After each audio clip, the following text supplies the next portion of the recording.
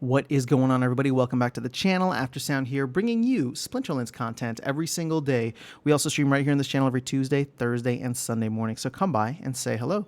All right, guys, I wanted to take a look at the print rates for the Soulbound reward cards. We have just finished another season, and we are almost halfway through the year with this. We've done, what's my math? I guess 11 total seasons, right? 5.5 months by the end of July, or the end of this next season that we are already in, or this current season that we're already in.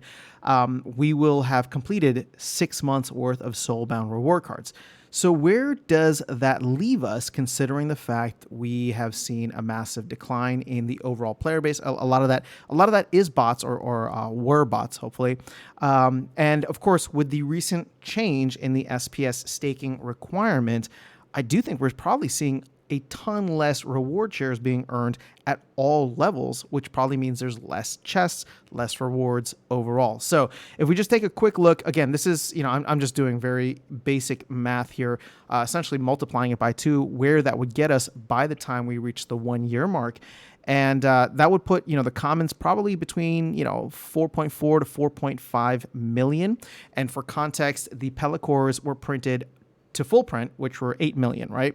So that's significantly less, although the newer common reward cards like Murdampier and Vampire Bat, those were all printed around the 4 million range as well, and still are about a penny. So there's a lot of cards here, and unless we see a significant slowdown over the next couple of months, I still see like 4 million being a ton.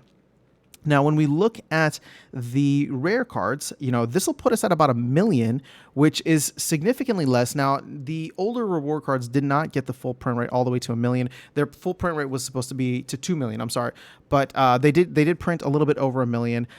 I'll say this though, what's interesting about the rares is the fact that they include summoners. And I wasn't the biggest fan. I still am not the biggest fan of summoners being included in rewards, but I wonder how much value they are going to have when they essentially do become unlocked, because of the fact that they add a certain, dynamic into the game overall. Now, what's been good to see though, and this is across the board for all rare cards, both monster as well as what's that called, summoner, is that they're getting combined. And so that means that the accounts that are currently using them aren't just holding them, probably hoping to sell at some point. And what I mean by that is, like, we see roughly 530,000 BCX printed across all of these rare cards, but this number here, or this column here in the middle that I have highlighted, that is the amount of cards, right? So the total number of cards after card combining is complete. And you can see that, more than half the cards have been combined at the very least, or more than half the BCX have been combined, which is good to see. Going up into the epics, this is, I put out a video a while back saying that this is probably where the real opportunity is. We've printed less than 100,000 of these, and so they're not going to be anywhere near the print rates of the old epic cards. Plus, these are somewhat unique, I think. I mean, I end up using a good amount of them in battle, so they are very meta.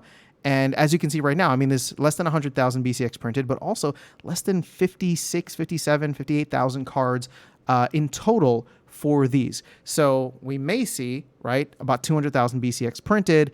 And if we double that from where we're at right now, only about 100,000 cards, which, for full context, I don't think is that many, but granted, we've seen the player base come down quite a bit. So we'll see how that shakes out.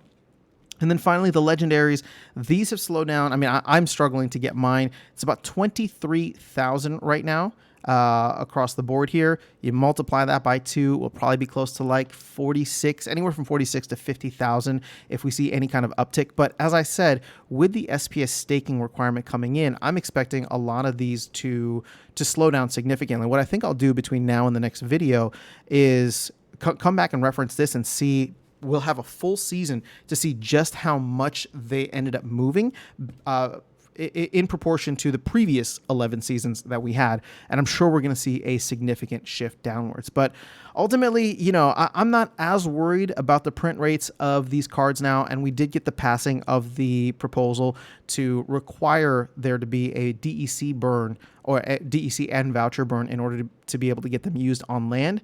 So, again, I'm not as worried about it right now. I do think we'll probably see them for at least a year. I mean, the team said 1 to 2 years.